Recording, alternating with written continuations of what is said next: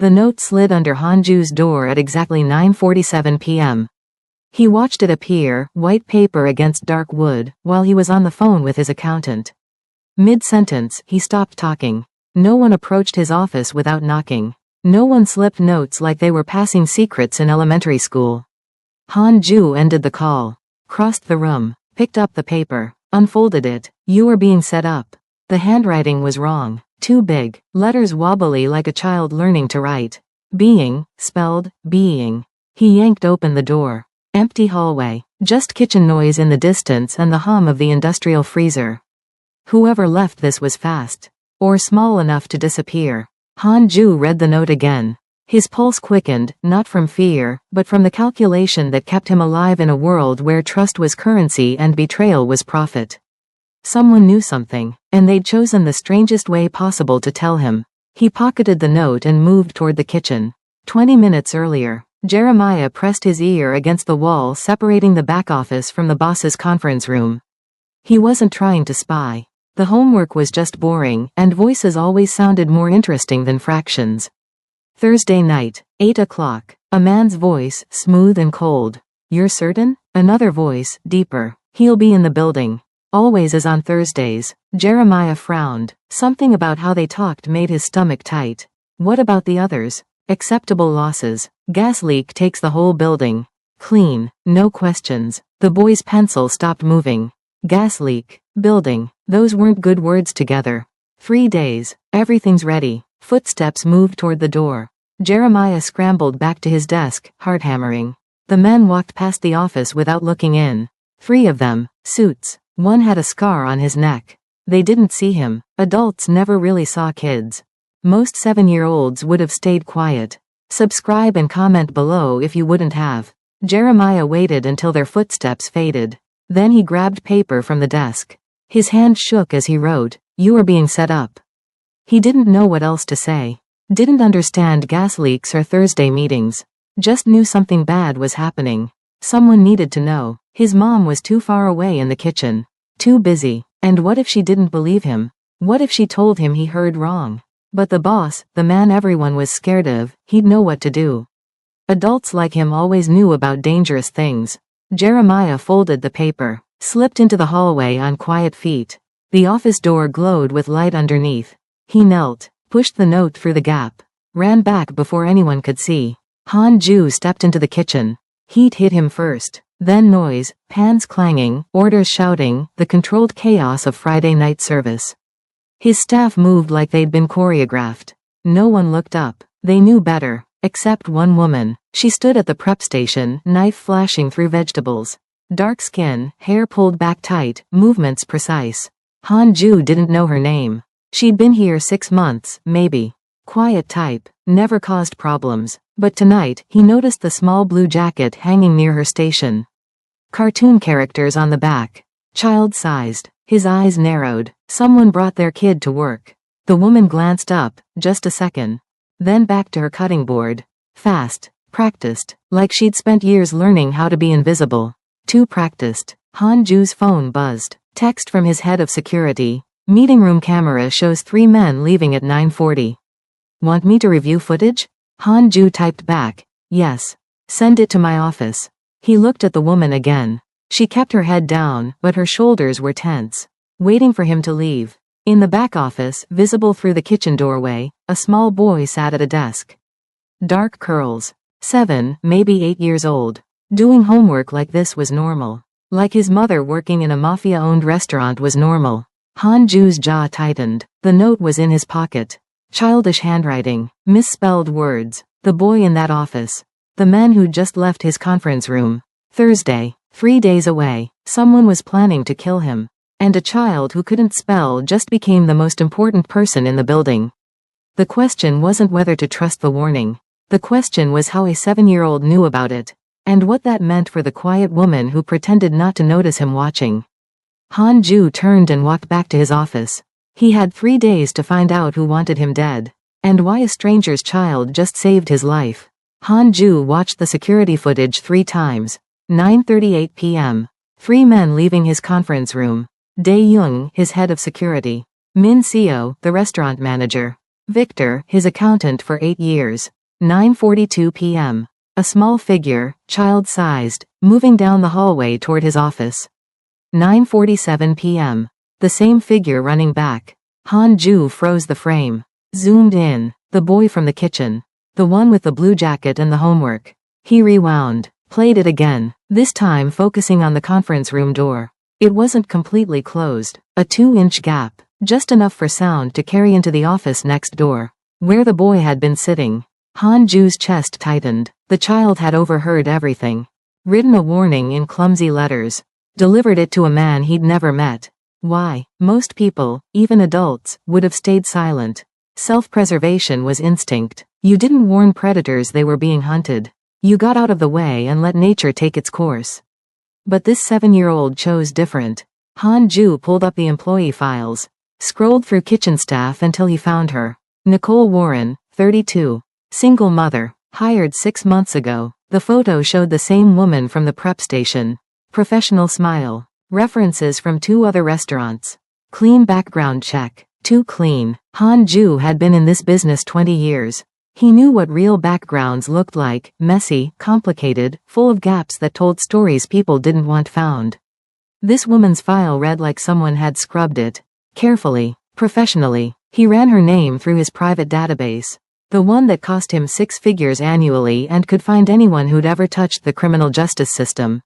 No matches found. Nicole Warren didn't exist before 6 months ago. Han-ju sat back in his chair. Pieces were moving on a board he couldn't see yet. A woman with a fake identity working in his kitchen. Her son overhearing a murder plot. A warning delivered in crayon and courage. Thursday was 3 days away. His own men he'd trusted with his life, were planning to bury him under rubble and blame it on rival families. And the only person who'd tried to save him was a child who didn't even know his name. Han-ju picked up his phone. Typed a message to his security team. Not Dae-young, the other one, the man who'd been with him since Seoul. The only person left he might be able to trust. Need background on kitchen staff. Nicole Warren, priority 1, don't let Dae-young know. The response came 30 seconds later, on it. Han-ju stood, walked to his window overlooking the dining room.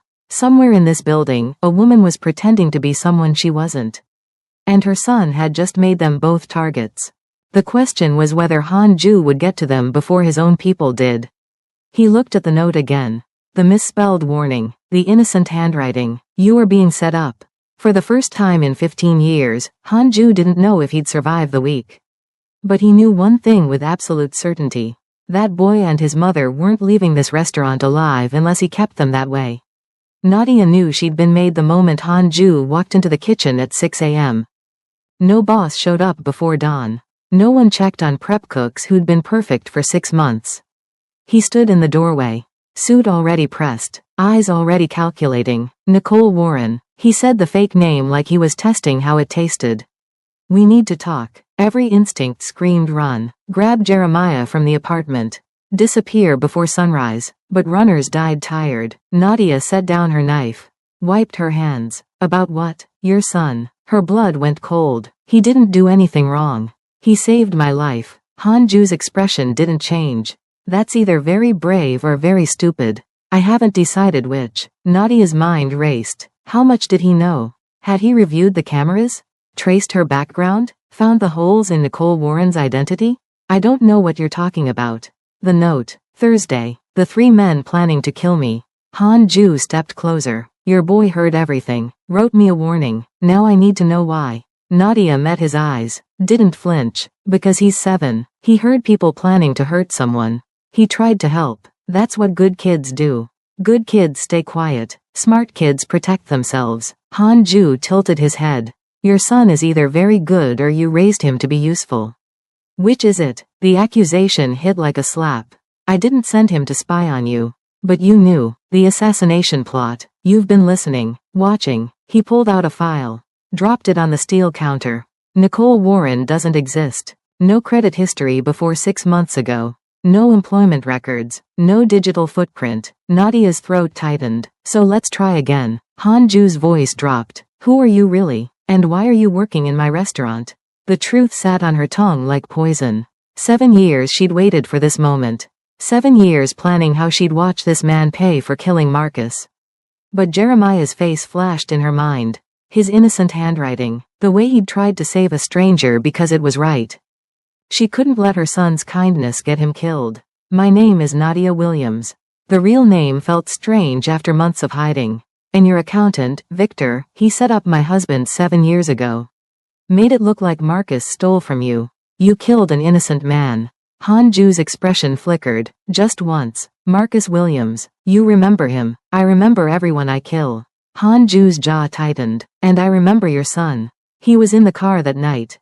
Backseat. I told my men to leave him alone. Nadia's world tilted. What? I spared your boy once. That mercy is why he's alive. Hanju leaned against the counter. Now he's returned the favor. And we both have a problem. He spared Jeremiah 7 years ago. She's been hunting the wrong villain. Subscribe if you didn't see that coming. What problem? Nadia's voice came out hollow. Thursday. The men planning to kill me? They know someone warned me. They're reviewing footage, checking for leaks. Hanju met her eyes. They'll find your son on those cameras. They'll find you, and they'll eliminate both of you before you can talk. Then we disappear. Tonight, they'll hunt you, use you as bait to draw me out. Hanju crossed his arms. Or we work together. Find out who else is involved. Stop them before Thursday. Work together? Nadia's laugh was bitter. You killed my husband. Victor killed your husband. I was the weapon he used. Hanju's voice was flat. And if those files you've been gathering for 6 months prove Marcus was innocent, then I want Victor's head as much as you do. Nadia stared at this man. This killer. This stranger who'd somehow become the only person standing between her son and death. Why would you help us? Because your boy showed me mercy when he had no reason to. And mercy is a debt I always repay. The kitchen was silent except for the hum of refrigerators. 3 days until Thursday. 3 days until men she'd documented and watched would try to burn down this building with everyone inside. What do you need from me? The words tasted like surrender and survival in equal measure. Hanju pulled out a phone. Showed her a photo. Tell me everything you know about these 3 men. And pray we find the truth before they find your son. Nadia spread 6 months of evidence across Hanju's desk. Photographs of delivery schedules, recordings of phone calls, ledgers showing money moving through shell companies. Every piece documented the conspiracy growing inside his own organization. Victor's been skimming for 3 years. She pointed to highlighted numbers. Small amounts. Patterns only visible if you're looking. He needed someone to blame when the theft got too big to hide. Hanju studied the papers. His expression didn't change, but his fingers tightened on the desk edge. Marcus discovered it by accident. Mentioned it to Victor privately. Gave him a chance to come clean. Nadia's voice stayed level, professional, like she was briefing a case instead of explaining her husband's murder. 2 days later, Victor gave you fabricated evidence that Marcus stole $2 million from the Seoul shipment. I saw bank transfers, Marcus's signature, forged. Victor had access to everyone's accounts. He moved the money himself. Made it look like Marcus did it. Nadia pulled out another file. I found the real transfers. Traced them to an offshore account in Victor's mother's maiden name. Hanju was silent for 10 seconds. 20. Why didn't Marcus come to me directly? He tried. You wouldn't see him. Victor made sure your calendar was full that week. Nadia met his eyes. By the time Marcus realized it was a setup, you'd already ordered the hit. The words sat between them like a corpse neither wanted to acknowledge. Victor's one of the 3 planning Thursday. Hanju's voice was quiet. Dangerous. He's been stealing from me for years. Killed an innocent man to cover it. Now he's trying to eliminate me before I discover the truth. He almost succeeded. Nadia gathered the files. If Jeremiah hadn't overheard, where is your son now? At school. I have someone watching him. Someone you trust? Nadia hesitated. My sister. She doesn't know details, just knows to keep him safe. Hanju pulled out his phone. Made a call. I'm sending 2 of my people to your son's school. They'll stay out of sight. Just insurance. I don't need. Yes, you do. Victor knows someone warned me. He's smart enough to figure out who. Hanju's expression was stone. And he's ruthless enough to use a child as leverage. The implication settled like ice in Nadia's stomach. You think he'd go after Jeremiah? I think Victor has killed to protect himself before. He'll do it again. Han-ju stood. Your son made himself visible when he delivered that note. Now everyone's looking for the leak. Nadia's hands clenched. She'd spent 6 months being invisible, building her case, waiting for the perfect moment. Jeremiah's innocent courage had exposed them both in one night. What do we do? Han-ju walked to his window, looked down at the restaurant floor below. Staff arriving for lunch prep. Everything appearing normal while betrayal coiled beneath the surface. We accelerate. Force their hand before they find your boy. He turned back. Dae-young, Min-seo, and Victor. They think they have until Thursday. We make them move tonight. How? I'm going to announce a special meeting. Emergency audit of all accounts. Mandatory attendance. Han-ju's smile was cold. Victor will panic, make a mistake, and when he does, the office door burst open. Min-seo stood there, face pale. Boss, there's a problem. Han-ju's hand moved toward the drawer where Nadia knew he kept a weapon. What problem? The security footage. From last night. Someone's been reviewing it. Min-seo's eyes darted to Nadia, then back. Dae-young wants to know why a child was in the building after hours. The room went silent. Nadia's heart stopped. They'd found Jeremiah on camera. Han-ju's expression didn't change. And? He's asking questions. About kitchen staff. About who brought a kid to work. Min-seo stepped closer. Boss, if there's a security breach. There's no breach. The child belongs to one of our cooks. She couldn't find childcare. Han-ju's voice was bored. Dismissive. Tell Dae-young to focus on real problems. Min-seo hesitated. He thinks the kid might have seen something. Overheard something. A 7-year-old doing homework? Han-ju laughed. Dae-young's paranoid. It's making him useless. But Nadia saw it. The flicker in Min-seo's eyes. The calculation. He didn't believe it, and neither would Dae-young. They had hours, not days. Jeremiah was already in the crosshairs. The power died at 7:43 p.m. 1 second, the kitchen blazed with fluorescent lights and the dinner rush chaos. The next, darkness swallowed everything except the red emergency exits. Nadia's hand found the knife she'd kept close since dawn. Mom? Jeremiah's voice cut through the sudden silence. He'd been in the back office. Again, because Nadia couldn't risk leaving him anywhere else. Stay there, baby. Don't move. But it was already too late. The kitchen door crashed open. Not from the dining room. From the loading dock entrance. 4 men, masks, weapons raised. Nadia recognized the build of the one in front. Dae-young. Where's the cook? His voice was muffled but clear. The woman with the kid. Staff scattered, screaming, running for exits that suddenly wouldn't open. Locked from the outside. This wasn't a robbery. This was an execution. Nadia pressed herself against the industrial freezer. Her mind calculated distances. The office where Jeremiah hid was 20 feet away. Exposed. The only path blocked by armed men sweeping through with tactical precision. Found her. One of the masked men pointed directly at Nadia. She ran, not away from them, toward the office, toward her son. Gunfire cracked. Close. Too close. Metal pans exploded beside her head. Something hot grazed her shoulder but she didn't stop. She hit the office door. Slammed it shut. Turned the pathetic lock that wouldn't hold for 30 seconds. Jeremiah stood frozen, eyes wide, homework scattered at his feet.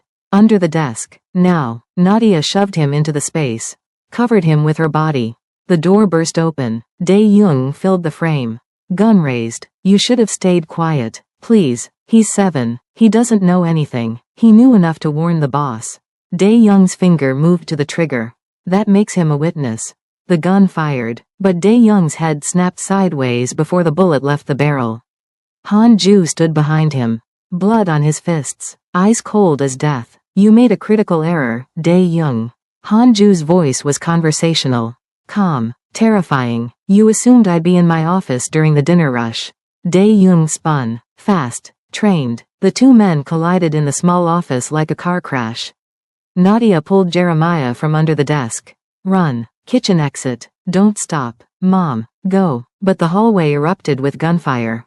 More men. More chaos. Min-seo appeared from the smoke. Weapon drawn. He saw Nadia. Saw Jeremiah. Raised his gun. Nadia didn't think. Didn't hesitate. She grabbed the letter opener from the desk. Drove it into Min-seo's neck before he could fire. Hot blood sprayed across her face. Her hands. Her son's shocked expression. Min-seo dropped. Gurgling, dying, Jeremiah stared at his mother. At the blood. At the man she'd just killed. Mom? The word broke her. She just killed a man in front of her son. Some lines can't be uncrossed. Subscribe. Nadia grabbed Jeremiah's hand, pulled him over the body, through the hallway where staff fought for their lives against men who were supposed to protect them.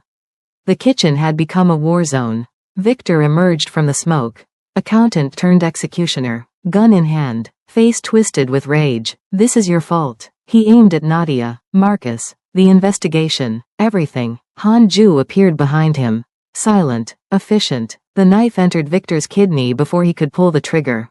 Victor's gun clattered to the floor. He turned, shocked, looking at Han-ju. That was for Marcus Williams. Han-ju's voice was ice. And for making me kill an innocent man. He twisted the blade. Victor's scream cut short as he dropped. The gunfire stopped. Emergency lights flickered back on. Bodies littered the kitchen floor. Some moving, some not. Staff members huddled in corners. Crying, bleeding, alive. Nadia held Jeremiah against her chest. His face buried in her shoulder. Trying to shield him from the carnage he'd already seen. Han-ju stood in the center of the destruction. Blood-soaked, calm, counting his dead. 8 bodies. 4 were the attackers. 4 were his own people, caught in the crossfire or revealed as traitors. Is it over? Nadia's voice shook. Han-ju looked at her. At the boy trembling in her arms. At the blood on both their hands. No. He pulled out his phone. This was just the first wave. Victor had partners. People who funded this. The Seo family. The Who. Korean Mafia. Bigger than me. More connected. Han-ju's jaw tightened. Victor was working for them. This restaurant was the opening move. They want my territory. My operations. Everything. Sirens wailed in the distance. Police are coming. We have maybe 5 minutes. Han-ju moved toward them. You both need to disappear. Tonight, I'll handle the authorities. Create a cover story. What kind of cover story explains this? Nadia gestured at the bodies. The destruction. Robbery gone wrong. Gang violence. Happens in Chicago. Han-ju's expression was unreadable. But you can't be here when they arrive. The Seo family has people in the department. If they find out you and your son are connected to this, they'll come for us. They'll torture you for information. Then kill you anyway. Nadia looked at Jeremiah. His eyes were closed now. Breathing too fast. In shock. Her baby had just watched her kill a man. Had just survived a massacre. And now they had to run. Where do we go? Han-ju pulled keys from his pocket. My car. Black Mercedes. License plate HJK7734. Go to this address. He handed her a card. Safe house. No one knows about it except me. Why are you helping us? Because your son saved my life. And I don't leave debts unpaid. Han-ju looked at Jeremiah. Something soft flickered across his face.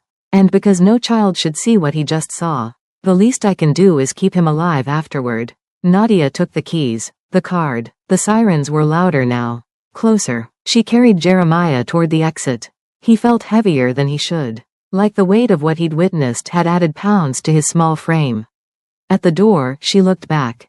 Han-ju stood among his dead. A king in a battlefield of his own making. Their eyes met. No words. Just the understanding that everything had changed. And nothing would ever be the same. The safe house was a penthouse 20 miles outside Chicago. Floor-to-ceiling windows overlooking a lake that reflected the 3 a.m. moon. Leather furniture that cost more than Nadia's yearly rent. Silence so complete it felt like violence. Jeremiah hadn't spoken since the restaurant. 3 hours of driving in a blood-stained Mercedes. 3 hours of checking mirrors for cars that might be following. 3 hours of her son staring at his hands like he could still see the blood. Nadia had cleaned him in the bathroom. Changed his clothes into an oversized shirt she'd found in a drawer. Put him in the massive bed in the guest room. He lay there now, eyes open, not sleeping, not crying, just existing. Baby, talk to me. She sat on the bed's edge. Touched his shoulder. He flinched. The movement broke something in Nadia's chest. I'm sorry you saw that. I'm sorry her voice cracked. I had to. He was going to hurt you. You killed him. Jeremiah's voice was small, distant. There was so much blood. I know. Is that what happened to Daddy? Did someone make him bleed like that? Nadia's throat closed. 7 years she'd protected him from the truth. 7 years of, Daddy died in an accident, and, he's watching over us from heaven. Now her son knew exactly what death looked like. Yes, she whispered, that's what happened to your daddy. Jeremiah finally looked at her. His eyes were older than they'd been that morning. Childhood burned away in a kitchen full of bodies. Are we going to die too? No, I won't let that happen. You can't promise that. He turned away, faced the wall. Nobody can. Nadia wanted to argue, to comfort, to lie the way mothers do when the truth is too heavy for small shoulders. But her son had just learned that mothers kill when they have to. That safety was a myth. That the world was sharp edges and blood and violence that didn't care about homework or 7-year-olds who tried to do the right thing. She left him there, closed the door quietly, found herself on the penthouse balcony at 4 a.m., shaking. Not from cold, from the delayed shock of what she'd done. The feel of the letter opener sliding into flesh. The sound Min Seo made when he fell. She'd killed before, years ago, in her undercover days when things went bad and survival meant pulling a trigger. But never in front of her son. Never where innocence could watch. You're awake. Hanju's voice came from behind her. Nadia didn't turn, couldn't sleep, neither could I. He moved beside her, pulled out a cigarette pack, offered her one. She took it, let him light it, drew smoke deep into lungs that felt like they were drowning. I quit 7 years ago, she said. After Marcus died, tonight seems like a good reason to start again. Hanju lit his own. They stood in silence. Two killers watching the sun think about rising. My son won't look at me. The words came out hollow. He will, eventually. How do you know? Because I was him once. 7 years old, watched my father kill a man who owed him money. Hanju exhaled smoke toward the lake. I didn't speak to him for a month. But I understood why he did it. Protection, survival, love that looks like violence. Jeremiah's not like us. He's good, pure. He was. Hanju's correction was gentle but firm. Now he's something else. Something that's seen the truth and has to learn to live with it. Nadia's cigarette trembled between her fingers. I destroyed him. You saved him. There's a difference. Hanju turned to face her. Min Seo would have killed you both. You chose your son's life over a murderer's. That's not destruction. That's love. Love shouldn't look like that. In our world, it does. He's right and you know it. Subscribe if you'd make the same choice. The silence stretched. Dawn started painting the sky pink and gold. The Seo family. Nadia broke the quiet. Who are they? Bigger fish. My organization controls Chicago's north side. They want it. Victor was their inside man. The restaurant attack was supposed to eliminate me and create chaos they could exploit. But it failed, because your son warned me. Now they know someone interfered. They'll be looking for who. Hanju's expression hardened, and they have resources I don't. Police contacts, government connections, money that reaches everywhere. So we're not safe. Even here, we're safer than we were. But safe? He shook his head. That word doesn't exist anymore. Not for any of us. Nadia looked through the glass doors at Jeremiah's room. Her son who'd tried to save a stranger. Who'd gotten caught in a war he didn't understand. Who'd watched his mother become a killer. What happens now? Now I make some calls. Cash in favors. Find out who in the Seo family ordered the hit and how deep Victor's betrayal went. Hanju stubbed out his cigarette. And you stay here, both of you, until I know it's clear. How long? Days, weeks, however long it takes. Jeremiah has school, friends, a life. Had. Hanju's voice was gentle but absolute. That life ended tonight. The question is what life you build to replace it. The call came at noon on the third day. Hanju's burner phone, a number he didn't recognize. He answered anyway. Yes, Mr. Han. The voice was smooth, American accent with Korean underneath. My name is David Seo. I believe we have matters to discuss. Hanju's expression didn't change, but Nadia saw his hand tighten on the phone.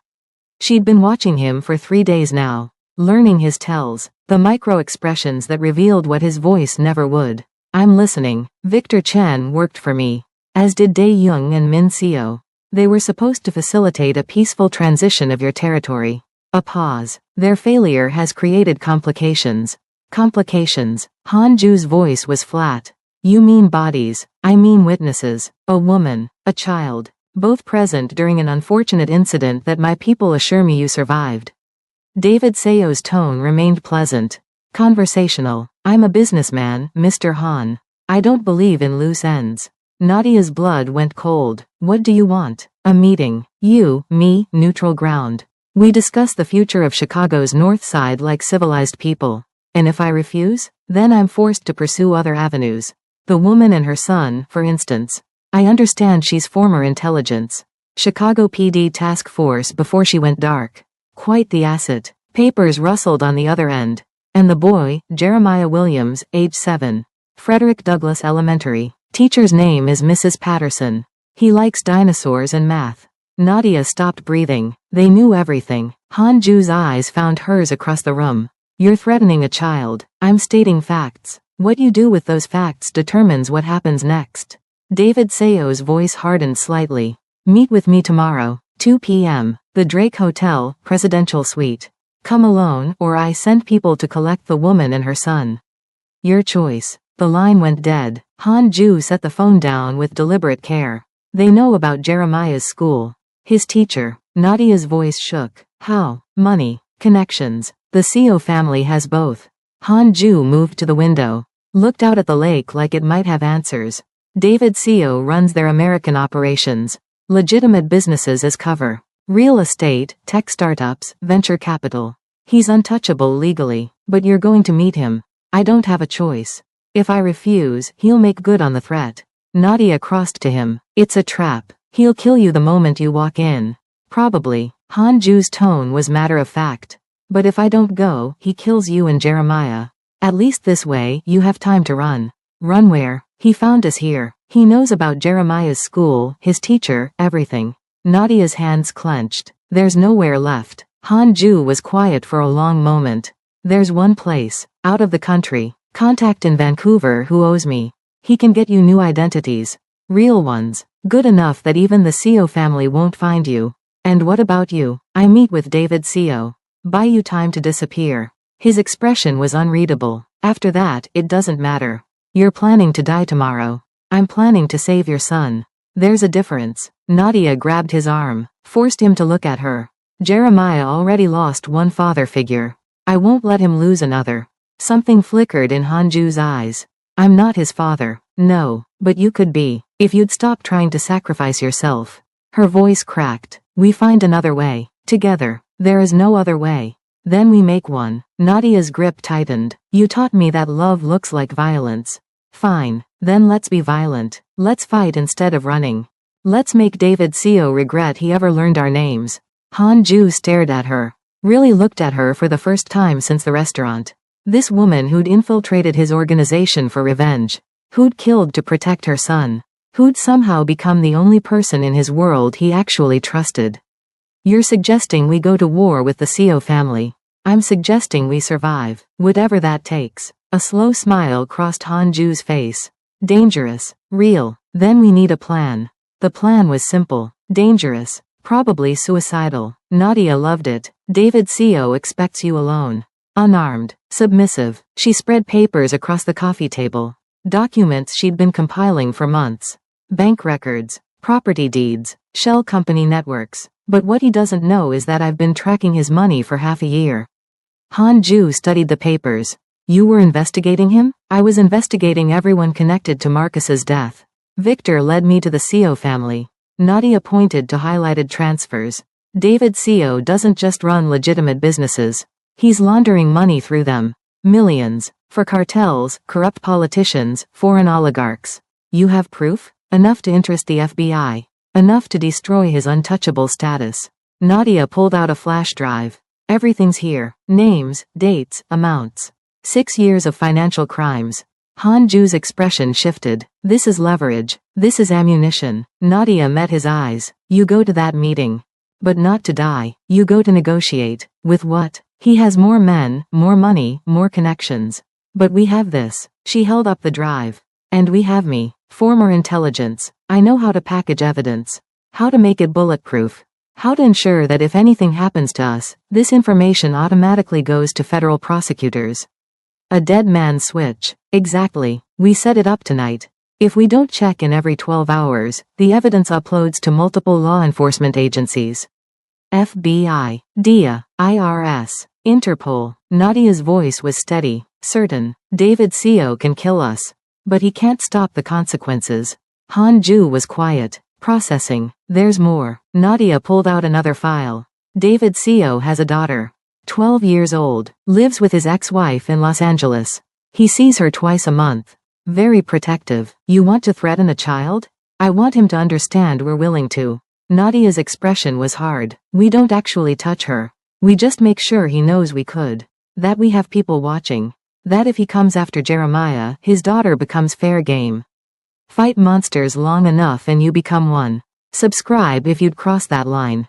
Han-ju stared at her. This woman who'd been a mother, a widow, an undercover operative. Now something else entirely. Something forged in violence and desperation. You've changed. I watched my son's innocence die in a kitchen full of bodies. I killed a man while he watched. Nadia's voice didn't waver. I'm already a monster. Might as well be an effective one. Nadia, don't. She held up her hand. Don't tell me I'm not. Don't tell me there's still good in me. I know what I am now. And what I am is whatever keeps Jeremiah alive. Silence stretched between them. Then Han-ju nodded. All right, we threaten his daughter. Leverage for leverage. We don't just threaten. We document it. Photos. School schedule. Routes she takes. We show him we've done the homework. Nadia's jaw tightened. Same way he showed us with Jeremiah. This could backfire. Make him more dangerous. He's already trying to kill us. How much more dangerous can he get? Han-ju almost smiled. Fair point. They worked through the night. Setting up the digital dead man's switch. Contacting Han-ju's remaining people for information on David Seo's daughter. Building a counter-threat as ugly and unforgivable as the one they'd received. At 4 a.m., Jeremiah appeared in the doorway. Small, quiet, watching them plan violence with the focused intensity of adults preparing for war. Is someone going to hurt me? His voice was tiny. Nadia's heart broke. Again. No, baby. We're making sure no one can. By hurting someone else's kid? The question landed like a blade. Nadia opened her mouth, closed it, had no answer that wasn't a lie or an admission that yes, they'd become exactly what they were fighting against. Han-ju spoke instead. We're not going to hurt her. We're just going to make her father think we might. So he leaves us alone. That's still mean. Yes, it is. Han-ju didn't sugarcoat it. Sometimes staying alive means being mean. Being cruel. Doing things that feel wrong because the alternative is worse. Is that what you do? Mean things to stay alive? Every day. Han-ju met the boy's eyes. And I'm not proud of it. But I'm still here. And so are you. And so is your mother. That has to count for something. Jeremiah looked at his mom. At the papers spread across the table. At the photos of a girl who looked a few years older than him, smiling outside a school. She looks nice. She probably is. Nadia's voice cracked. Then we shouldn't use her to be mean. Even if it keeps us safe. Jeremiah's eyes were still too old. Too knowing. Because that makes us the bad guys. The truth of it hung in the air. Out of the mouths of traumatized children came the one piece of moral clarity neither adult could find. Nadia looked at Han-ju. Saw her own conflict reflected back. He's right, she whispered. Han-ju's jaw tightened. Being right doesn't keep us alive. No, but maybe being alive doesn't mean anything if we become this. Nadia gathered the photos of David Seo's daughter. Set them aside. We find another way. There is no other way. Then we make one. Like I said before. Nadia's hands shook but her voice stayed firm. We're not them. We can't be. Not even to survive. Han-ju walked into the Drake Hotel at 1:55 p.m. Alone. Unarmed. Exactly as instructed. What David Seo didn't know was that Nadia sat in a van 2 blocks away. Laptop open. Finger hovering over a button that would send 6 years of financial evidence to 17 different law enforcement agencies. And Jeremiah sat beside her. Watching his mother prepare to destroy a man's life with a single keystroke. Presidential suite. The desk clerk didn't ask questions. Just handed over a key card. Han-ju took the elevator. Adjusted his tie. Checked his reflection in the polished brass doors. He looked like a man going to his execution. Maybe he was. The suite door was already open. Invitation. Trap. Both. David Seo stood by the windows overlooking Michigan Avenue. Younger than Han-ju expected. Early 40s. Expensive suit. American smile that didn't reach his eyes. Mr. Han, thank you for coming. You didn't leave me much choice. We always have choices. We just don't always like the options. David gestured to a chair. Please, sit. Can I offer you a drink? I'm not here for small talk. No, you're here because I threatened a 7-year-old boy. David's smile faded. And because you're wondering if I'm serious. Are you? That depends entirely on you. David sat across from him. Crossed his legs. Relaxed. In control. I want your territory, your operations, your connections. In exchange, I let you live. And I leave the woman and her son alone. You want me to hand over everything I built. I want you to recognize reality. Victor's attack failed, but it exposed your vulnerabilities. Half your people died. The other half are wondering if you're still strong enough to lead. David's voice was reasonable, rational. Step down gracefully. Retire. Disappear. Everyone lives. And if I refuse? Then I sent people to collect Jeremiah Williams from Frederick Douglass Elementary. His mother too. I'll keep them alive. For leverage. To ensure your cooperation. David's expression didn't change. But you know how these things work. Accidents happen. Especially to uncooperative hostages. Hanju's hands tightened on the armrests. You're threatening to torture a child. I'm incentivizing a business decision. David pulled out his phone. Showed a photo. Jeremiah walking into school yesterday morning. I have 6 people watching him right now. 4 outside the building. 2 inside, disguised as substitute teachers. The detail made it real. Immediate. Undeniable. What makes you think the woman won't run? Take her son and disappear? Because she's been sitting in a white van 2 blocks east for the past hour. Silver laptop. Black jacket. Watching this building. David's smile returned. Did you really think I wouldn't have counter-surveillance? Hanju's blood went cold. They knew. They'd known the whole time. Your move, Mr. Han. David leaned back. Surrender your territory, or I collect my collateral. You have 30 seconds to decide. In the van, Nadia's phone buzzed. Unknown number. Text message. No words. Just a photo. Her. In the van. Taken from across the street. Timestamped 2 minutes ago. Her hands went numb. Mom? Jeremiah's voice was small. What's wrong? Before she could answer, the van's back doors opened. 2 men. Masks. Weapons. Ms. Williams. Come with us. Bring the boy. Nadia's hand moved toward the laptop. Toward the button that would send everything. Touch that keyboard and your son dies here. The man's voice was flat. Professional. Step away. Hands up. Slowly. She had no choice. No leverage. No plan. They'd been 3 steps ahead the entire time. Nadia raised her hands. Stood. Positioned herself between the men and Jeremiah. Please. Take me. Let him go. He's just a child. He's evidence that you warned Mr. Han. That makes him valuable. The man gestured with his weapon. Both of you. Now. Don't make this harder than it needs to be. They walked into the trap knowing it was a trap. Subscribe if you saw this coming. In the presidential suite, Hanju's phone buzzed. He looked at the screen. Photo of Nadia. Hands raised. 2 armed men behind her. Jeremiah pressed against her side. Message below. Your 30 seconds are up. David Co watched his reaction with clinical interest. As I said, I don't believe in loose ends. Let them go. I'll give you everything. You'll give me everything anyway. The question is whether they live to see tomorrow. David stood, walked to the window. Here's what happens next. You transfer control of your operations to my people. Every contact, every account, every piece of territory. You do this publicly, so everyone knows you've submitted. And then you disappear. Permanently. No communication. No attempts at revenge. You become a ghost. David turned back. The woman and boy go into witness protection.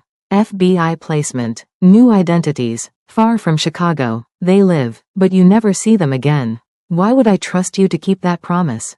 Because I'm a businessman. Dead witnesses create investigations. Live witnesses who disappear create nothing. David's expression was reasonable. Logical. It's cleaner this way. For everyone. Hanju looked at the photo again. Jeremiah's face. Terrified. Brave. The boy who'd saved his life with a misspelled note. The boy he'd let live 7 years ago. The boy who'd somehow become more important than territory or pride or survival. I want proof. Before I agree. Proof they're safe. Of course. David made a call. Spoke in Korean. Bring them up. 5 minutes later, the suite door opened. Nadia and Jeremiah, escorted by armed men, unharmed but shaking. Jeremiah saw Hanju. His eyes went wide. Mr. Han, it's okay. Hanju's voice was gentle. Everything's going to be okay. Don't lie to him. Nadia's voice was sharp. He's seen enough lies. She's right. Hanju met her eyes. Tried to say everything he couldn't with David Seo watching. No more lies. He turned to David. I'll give you what you want. Territory, operations, all of it, but they walk out of here. Now, before any transfers happen. That's not how negotiations work. That's how this one works. Hanju's voice was steel. Or I burn everything, right now, every account, every connection, every piece of leverage you think you're getting. I'll destroy it all before I let you use them as hostages. David studied him, calculating, measuring, then nodded. Fine, they leave, but if you don't follow through, I will. Hanju looked at Nadia. At Jeremiah, I keep my promises. David gestured to his men. Escort them out. Put them in a car. Take them wherever they want to go. Mom? Jeremiah's voice cracked. What about Mr. Han? He'll be fine, baby. Nadia's lie was transparent. He'll catch up with us later. But her eyes told the truth. They both knew he wouldn't. This was goodbye. 6 months later. Portland, Oregon. Rain on windows. A small apartment above a Korean grocery store. Jeremiah sat at the kitchen table doing homework. 9 years old now. Taller. Quieter than he used to be. Nadia watched him from the stove. She was making dinner. Something simple. Normal. The kind of thing mothers do when they're not running from mafia families or watching their sons witness murder. Mom? Jeremiah's voice pulled her back. Can I ask you something? Always. Do you think Mr. Han is still alive? The question she'd been dreading for 6 months. I don't know, baby. But you think about him. I see you looking at your phone. Like you're waiting for a call that won't come. Too smart. He'd always been too smart. I think about him every day. Nadia turned off the stove. Sat across from her son. He saved us. Both of us. That's not something you forget. I wrote him a letter. Jeremiah pulled a folded paper from his backpack. I know we're not supposed to. The witness protection lady said no contact with our old life. But I wrote it anyway. Just in case. Nadia's throat tightened. What does it say? That I remember what he did. That I hope he's okay. That sometimes I pretend he's my dad. Jeremiah's eyes were wet. Is that stupid? No, baby. That's not stupid at all. Do you think he pretends we're his family? Like we pretend he's ours? Nadia couldn't answer. Couldn't speak around the weight in her chest. The truth was she didn't know if Hanju was alive. David Seo had promised witness protection for them. But Hanju? He'd disappeared. No news reports. No obituaries. Nothing. Either he'd vanished like promised. Or he was dead and no one cared enough to say. 3 months later. Jeremiah's 10th birthday. Small party at the apartment. 3 kids from school. Cake. Presents. Normal. Except nothing felt normal anymore. Nadia stood in the kitchen washing dishes when she saw him. Across the street. Leaning against a lamppost. Dark jacket. Familiar posture. Her heart stopped. It couldn't be. She dried her hands. Walked to the window. Stared harder. The man looked up. Met her eyes. Hanju. Older. Thinner. A beard she didn't recognize. But unmistakably him. He smiled. Small. Sad. Then turned and walked away. Nadia's hands shook as she grabbed her phone. Dialed the number she'd memorized but never called. It rang once. Twice. Hello? His voice. After 9 months of silence. His voice. You're alive. So are you. A pause. I wasn't sure I should come. Witness protection. New identities. I didn't want to risk.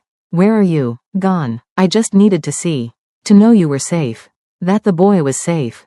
Jeremiah. His name is Jeremiah. I know his name. Hanju's voice cracked slightly. I know everything about both of you. I've been watching from a distance. Making sure David Seo kept his word. You've been watching us for 9 months?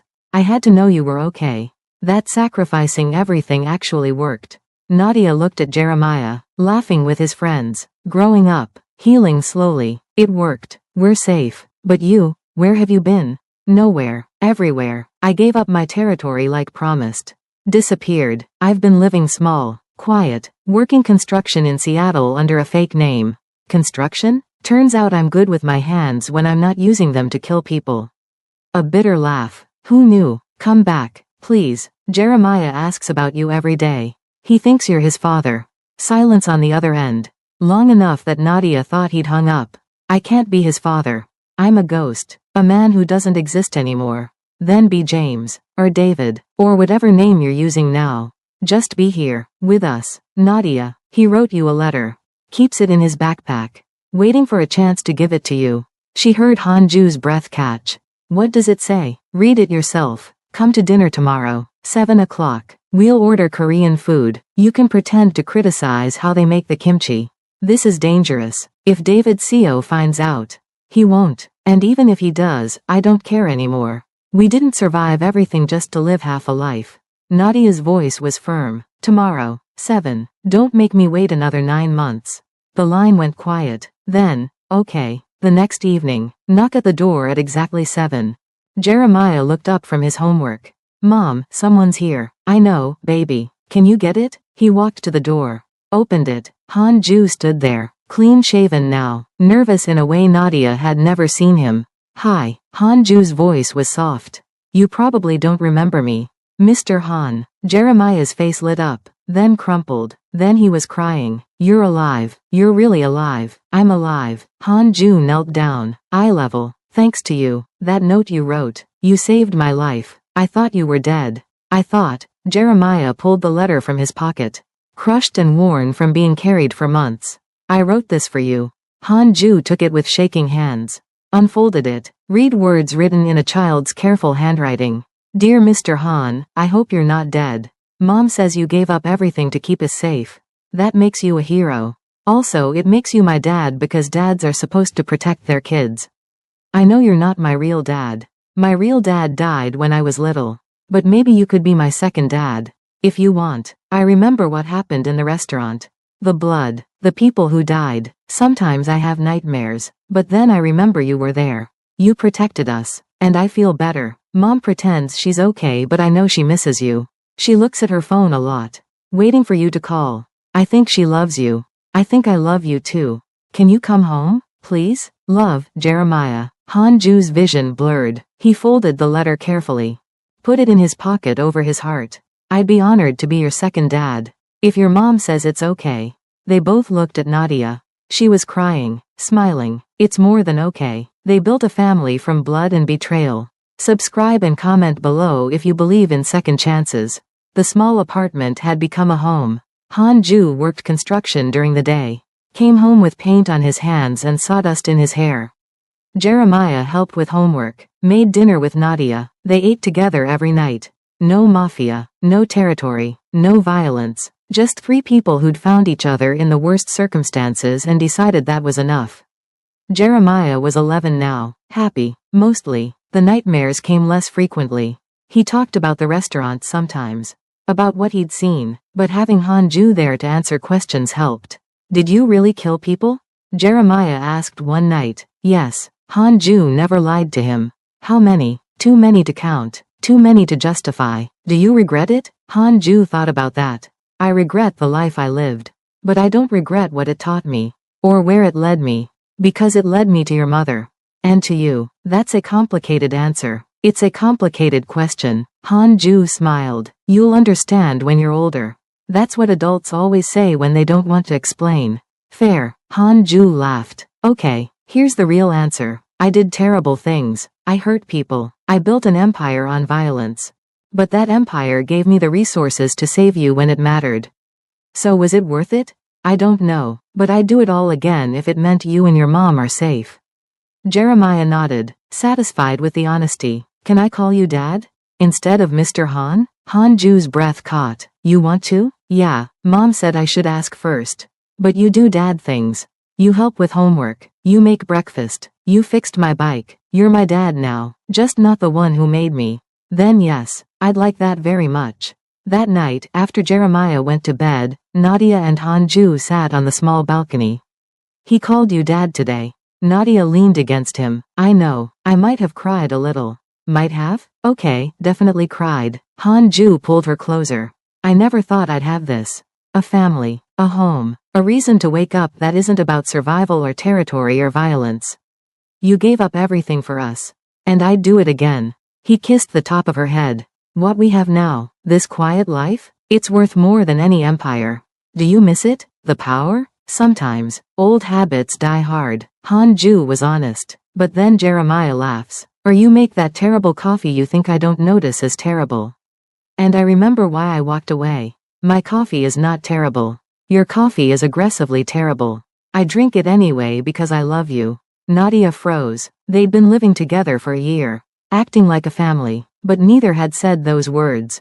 You love me? I love you. I love Jeremiah. I love this small apartment and the rain and the grocery store downstairs that sells kimchi that's almost as good as my mother used to make. Hanju turned to face her. I love this life we built from ashes and blood and impossible choices.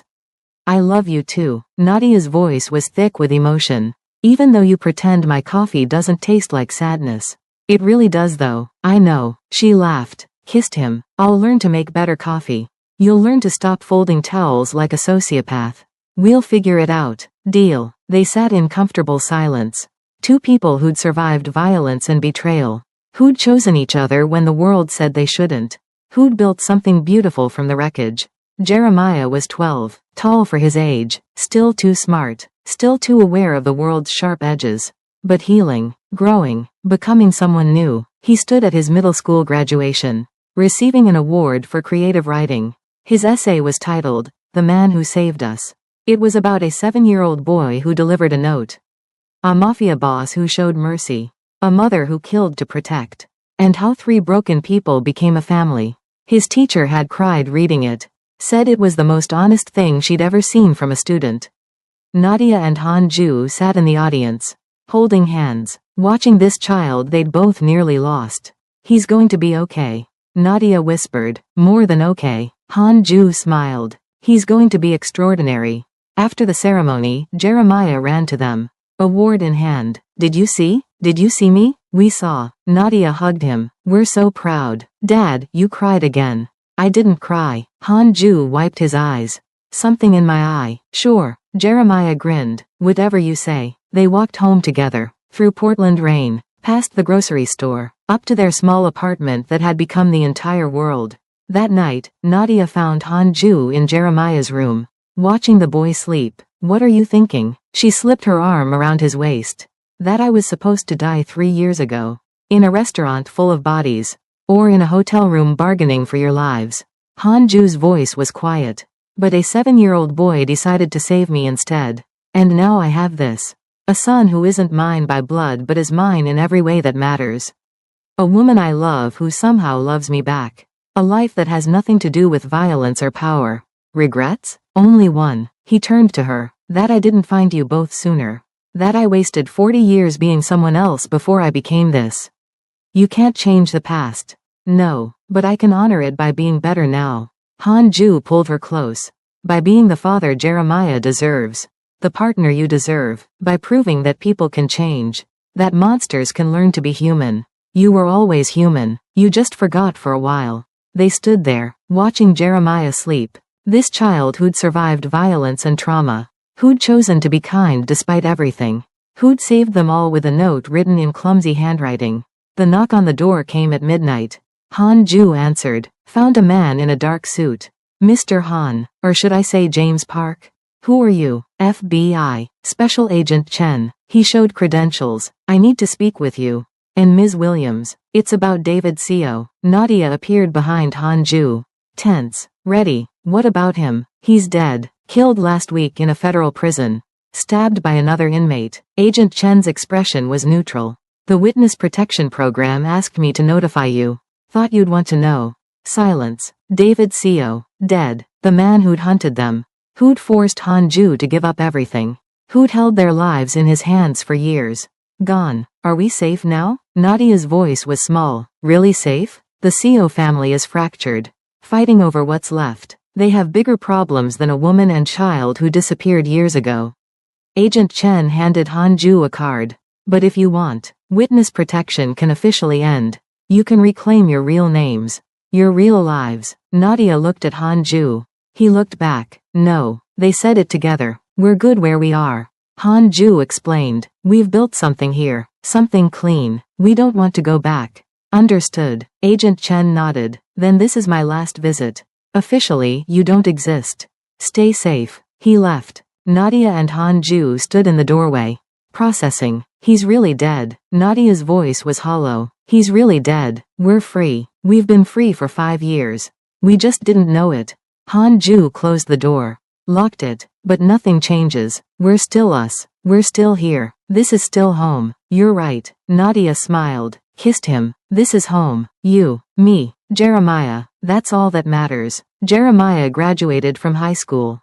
Got accepted to college, studying creative writing because his 10th grade teacher said he had a gift. Hanju and Nadia stood at his graduation. Older now, gray in their hair, lines around their eyes, but happy. I can't believe he's leaving for college in 2 months. Nadia leaned against Hanju. He'll come home for holidays. Summer breaks. It won't be the same. No, but that's how it should be. He's supposed to grow up. Leave, build his own life. Hanju smiled. We did our job. We kept him alive, kept him safe. Now he gets to be a normal kid figuring out normal problems. You're a good father. I'm a reformed mafia boss playing house. Hanju's tone was self-deprecating. But I'm trying. You're succeeding. After the ceremony, Jeremiah approached them. Tall now, almost as tall as Hanju. Not a boy anymore. So, he grinned. You guys ready to be empty nesters? Absolutely not. Nadia pulled him into a hug. But we'll survive. You always do. Jeremiah hugged Hanju next. Thanks, Dad, for everything. For saving us. For staying. For being here. Thank you for writing that note 8 years ago. Hanju's voice was thick. For saving me first. We saved each other. Jeremiah stepped back, looked at both of them. That's what families do. Jeremiah published his first book. A novel, loosely based on a 7-year-old who saved a mafia boss's life. It became a bestseller. Hanju and Nadia attended the book launch in Seattle. Proud, nervous, seeing their story transformed into fiction. Afterward, at dinner, Jeremiah had a question. Do you ever regret it? The way things happened? Which part? Nadia asked. All of it. The restaurant. The violence. Having to disappear. Building a life from nothing. Hanju and Nadia exchanged looks. 10 years of shared history in that single glance. No, Hanju said simply. Because it led here. To you succeeding. To us being together. To a life I never thought I deserved. Same. Nadia agreed. The path was terrible. But the destination is perfect. Even though you lost everything?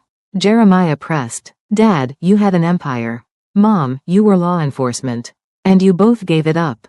We lost things, Hanju corrected. But we gained more. We gained each other. We gained you. That's not a loss. That's the best trade I ever made. They traded an empire for a family.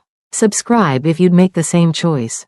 Jeremiah smiled, raised his glass. To second chances. To second chances. They echoed. 3 people, brought together by violence. Held together by love. A boy who tried to save a stranger. A man who chose mercy over murder. A mother who protected her son at any cost. They'd all been broken, all been lost, but they'd found each other. And in the finding, they'd been saved. Marcus Williams, 2010 to 2017. Beloved husband and father. Vindicated. Victor Chen, embezzler. Dead. David Seo, 2017 to 2025. Federal prison. Dead. Hanju, James Park, reformed. Alive. Father. Nadia Williams, Laura Mason Park, survivor. Alive. Protector. Jeremiah Williams Park. The boy who saved everyone by slipping a note. Sometimes the most dangerous thing you can do is show mercy. Sometimes mercy saves you back. From a 7-year-old's courage to a family's second chance, this is what survival looks like. Hit subscribe because some stories deserve to be remembered. And some families deserve to be celebrated. This one? It's both.